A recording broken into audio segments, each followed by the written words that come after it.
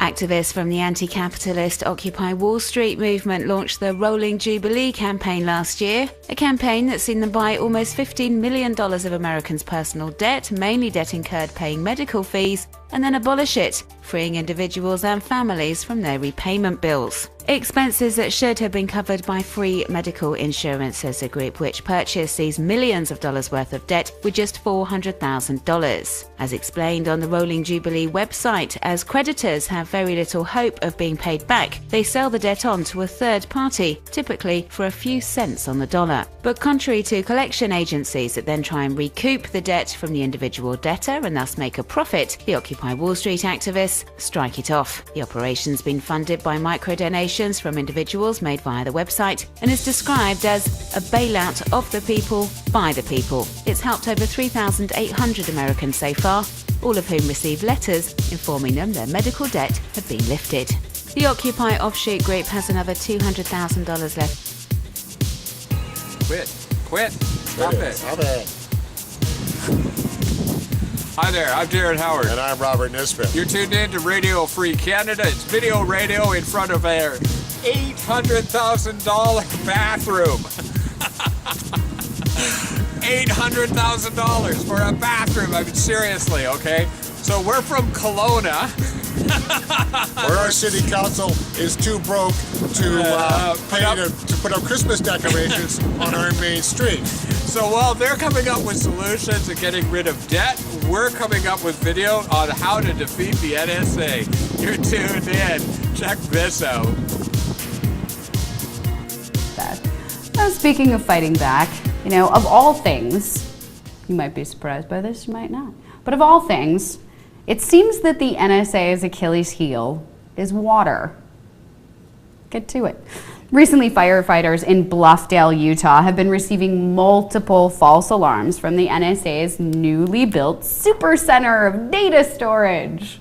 This hasn't been the only glitch that the NSA's high-tech new facility. The Wall Street Journal has also reported that the facility, which should have been up and running by now, we had reported that it was supposed to be up and running, has had numerous electrical issues since it's opened its doors, or more accurately, closed its doors to the public. This helped spark the minds of anti-NSA activists, and they came up with a really exciting idea of how to fight back by turning off their local service needs. That's right, most NSA facilities around the country get their water, sewage, trash, and other services provided by the local cities that they reside in, meaning city and state governments have control of the facility's basic needs. If you don't want the NSA in your city, petition your mayor to turn off their water. Yep, even fighting Big Brother. So that's one of the ways we can defeat Big Brother's spying grid. Yes, shut down their water. Computers like that? Yeah. It gets warm. We actually ran a story a little while ago about how they were getting lit on fire all the time because it was just running too hot. They've been experiencing some technical difficulties. Their hard drive's a little hot. Yeah, when you're spying on everybody, your computers are running at overtime. Tough. Too bad for them. Two quick clips for you on how pushback is working right now. And this is really... Get out there, get signs, talk to everybody, okay? Exactly. Make sure you make a difference, because in Bangladesh, garment workers won the right to actually get a minimum wage. Yeah, a whole $100 an hour. And then a quick clip on Romania against a gold mine. Check it out. Garment workers in Bangladesh are poised to receive a 50 to 80% increase in the minimum wage following massive protests in September, which closed more than 100 factories and caused a 20% decline in national production, according to a Reuters report citing the Bangladesh Garment Manufacturers and Exporters Association. Joining us to discuss the latest is Michelle Chen. So can you give our viewers some background behind this movement to raise the minimum wage and these massive outpouring of protests that began in September?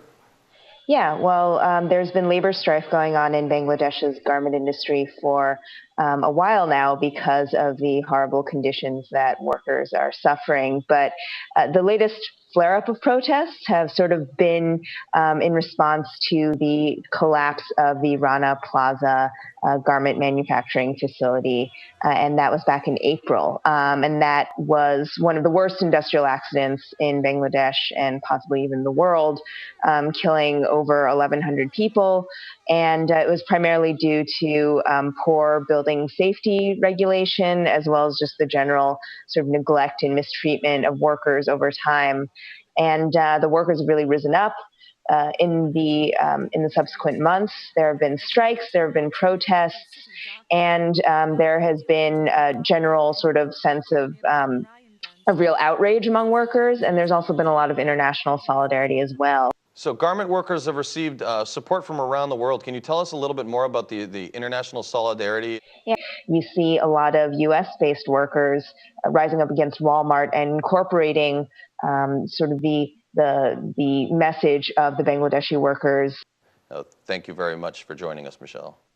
Thank you for having me. In Bucharest, a cross-party parliamentary commission has voted against a bill which would have given the green light to Europe's biggest open-cast gold mine to start working. The vote against the project in Romania, Montana was unanimous. The commission recommended a new draft law for all mining in the area. Mesaj foarte clar apropo și de gazele de șist, unde poziția e foarte clară. We have the same message for the exploitation of shale gases as well. But for both projects and any future ones, we need to have clear laws passed to sustain the projects. Pentru toate aceste proiecte. Analysts reckon working the mine, which is based in one of the largest gold deposits in Europe, could create up to 2,300 jobs in the future and boost Romania's economy to the tune of billions of euros. Exploitation was expected to begin in November 2016. Environmental issues surrounding the proposals have led to protests. Demonstrators claim 300 hectares would be covered with cyanide, which is used in the extraction process of the gold. They allege the tourist industry in the picturesque Romania, Montana area would be hit as well. We completely forgot to introduce ourselves. Yeah. I'm Darren Howard. I'm Robert Nisbet. This is an $800,000 bathroom. Can you believe that? Imagine how many Bangladeshi workers could, eat off something like that. I mean, you're talking about probably, okay.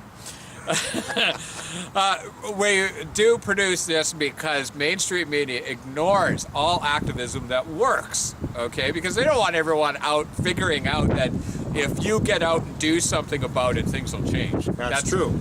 You can't have that or anything. In Pakistan, if you know anything about world politics, you'll know drone strikes don't work. Of course, U.S. Congress and the U.S. public knows nothing about that. No, but then that's like military intelligence. Yeah. Right? Okay. Now, two quick clips. The second one, Hungary kicked out the IMF. We'll talk about the monetary system in just a bit, but let's run these, yeah? Absolutely. Okay. Well, anti-U.S. sentiment is running high against the U.S. drone attacks in Pakistan. Pakistanis have held a new rally against the U.S. airstrikes, this time in the city of Peshawar. Protesters shouted anti-U.S. slogans and demanded Washington end its drone attacks in their country. The U.S. claims that its airstrikes target militants in Pakistan, but most of the victims have turned out to be civilians. The Pakistani government has also condemned the drone strikes as a violation of its sovereignty. Now, during talks at the White House, Prime Minister Nawaz Sharif has recently urged U.S. President Barack Obama to put an end to the attacks. Islamabad has threatened to block NATO supply routes to Afghanistan if the U.S. does not stop those attacks. Hungary is about to pay off its debt to the International Monetary Fund and then wants the creditor gone. The country was saved by the Washington-based group with a $25 billion loan 5 years ago, but isn't renewing the aid in order to avoid closer scrutiny of its policies. Alexei Yaroshevsky looks at how Budapest is cutting loose. There are literally 30 steps between the building of the National Bank of Hungary and the head office of the International Monetary Fund in Budapest, but that is as close as they get. A letter from one building to another at the end of July said that Hungary no longer required the services of the IMF and that its employees must leave the country as soon as possible. The country's deputy economics minister is tight-lipped on any kind of open hostility towards Brussels, but acknowledges that what the EU bureaucrats are offering does not suit Budapest. His message is we can handle it on our own. The Greece debt level is, according to GDP, after these two bailouts and restructuring and everything, is 160%. In Hungary, below 80%. The European average is now about 85%. We are able to finance the public debt on the market. You have to introduce the reforms which make the country more competitive. And that is what we have done in the last couple of years. And I think they are the good basis to have an independent economic policy. Next year, Hungary will host parliamentary elections, and some say the hardline stance with the EU may be part of a political campaign by the right-wing leadership. But analysts are not ruling out that should Viktor Orbán's government be re-elected, the Prime Minister may take his standoff with Brussels to a completely new level by initiating a referendum on leaving the European Union altogether. Alexei Roshevsky, RT, reporting from Budapest in Hungary. The IMF. International banksters. Hey? Are you? So you know what we're talking about. See, this is why I like doing this job, is because you meet cool people that are informed. And get informed about the monetary system. The IMF has basically done a world destruction tour everywhere it's gone. It's, given major corporations a lot of money in the guise of helping things out. But it's nice to see that Hungary is kicking out the international banksters. And, we've been hanging on to that clip for like a month now. We had to run it. If you've got a clip or anything that you want us to run on Radio Free, get a hold of us. I'm Darren Howard. I'm Robert Nisbet. Get a hold of him, okay? Like lots. Yeah, I read my email, almost never. Okay? We got more clips coming up. Monetary fractional reserve lending. And remember, the NSA is recording the fact I said bomb parts. We'll be right back.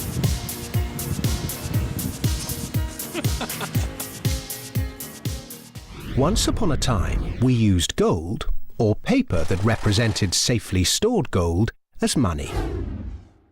It worked well for thousands of years, partly because gold is independent, and partly because it keeps its purchasing power.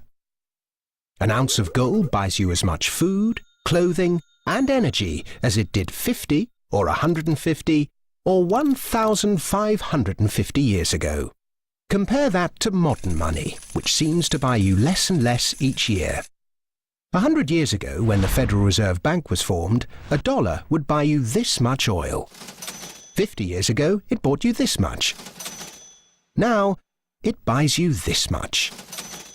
That's not very much, is it? In fact, in the 100 years since the Federal Reserve Bank was formed to protect the currency, the purchasing power of the dollar has fallen by this much. Why did governments stop using gold? In 1914, the British and German governments were committed to various spending programs and World War I, a war that probably needn't have happened, and neither had the money or gold to pay for it. So they took their countries off the gold standard and, free of its restraints, printed the money they needed. In 1971, the American government was committed to various spending programs and Vietnam, a war that probably needn't have happened. And it didn't have the money or gold to pay for it, so it took America off the gold standard and, free of its restraints, printed the money it needed. Sound familiar? If governments didn't have the power to run up deficits, these wars could never have happened. There wasn't the gold to pay for them. The bill is eventually paid by the people through the stealth tax that is currency devaluation by inflation. Now the world operates under a system of money and credit known as fiat. It's the law that what we use as money be money. The government and its banking agencies have the power to issue money, but no one else may do so. Unlike gold, of which there is a finite amount in the world, with this fiat system, there is no limit to how much money can be created, so inflation becomes inevitable. Look at the mess the UK and Germany got the world into after leaving the gold standard in 1914. World War I, German reparations, Weimar inflation, the rise of Hitler, and so on. Look at the mess the world has got itself into since 1971, when this fiat system became the global norm. An endless sea of wars, debt, poverty, social inequality, economic bubbles, rampant consumerism, and environmental rape. None of which could ever have happened to anything like the same extent, with that little bit of discipline and restraint imposed by gold.